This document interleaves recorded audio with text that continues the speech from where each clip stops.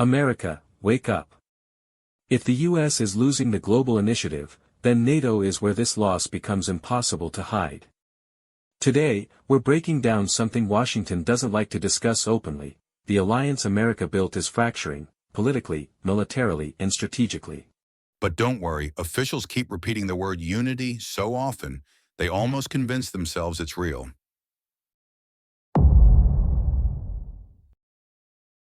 Let's start with the obvious. NATO looks united, on paper. But behind closed doors, the alliance is split into three camps: the US-dependent bloc, states terrified of being left alone; the reluctant Europeans, Germany, France, Italy, who want stability, not escalation; the frontline states, Poland, Baltics, pushing for a harder line. Their interests no longer align. Not even close.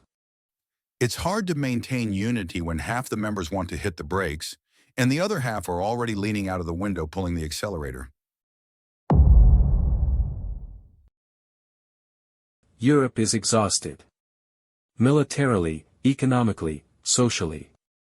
Defense budgets are rising, but real capabilities aren't. Ammunition stockpiles are low. Industrial capacity is stretched. Public opinion is shifting away from long-term confrontation. Several European governments fear that the US will eventually pivot to Asia, leaving Europe with problems it can't solve alone. It's like relying on a friend who keeps promising to help you move, but is already browsing apartments in another city.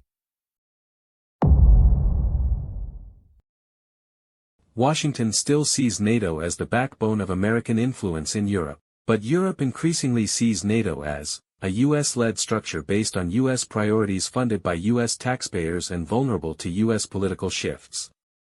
After 2 decades of unpredictable US leadership, Europeans quietly ask, what happens when America gets distracted? And China ensures that America will be distracted. You can't police 2 continents when you can barely keep order in Congress.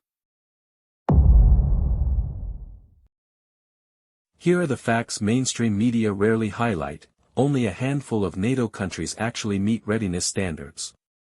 Many armies lack basic manpower for sustained operations. Air forces are shrinking. Naval fleets are aging.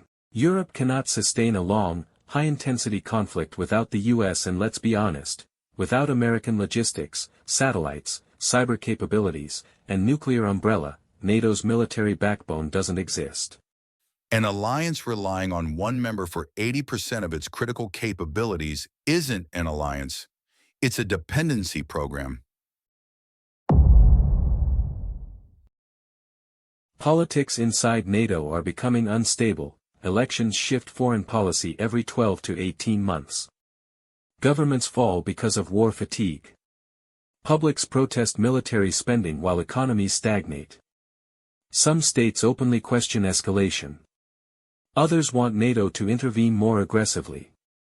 This is not a stable foundation. It's a pressure cooker. When an alliance argues louder behind closed doors than in front of cameras, that's when you know unity is a performance, not a principle. For America, NATO was the most powerful geopolitical tool ever created. Now it's becoming a liability. It drains US resources.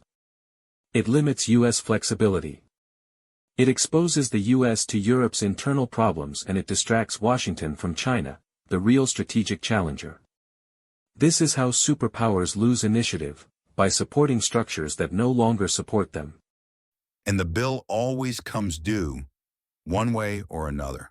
America, wake up. NATO is no longer the iron alliance it once was. And the cracks we see now are only the beginning. In the next episode, we turn to China, the quiet superpower that's advancing while everyone else is busy firefighting. Spoiler: China doesn't rush. It doesn't improvise. It plans, and waits for everyone else to make mistakes.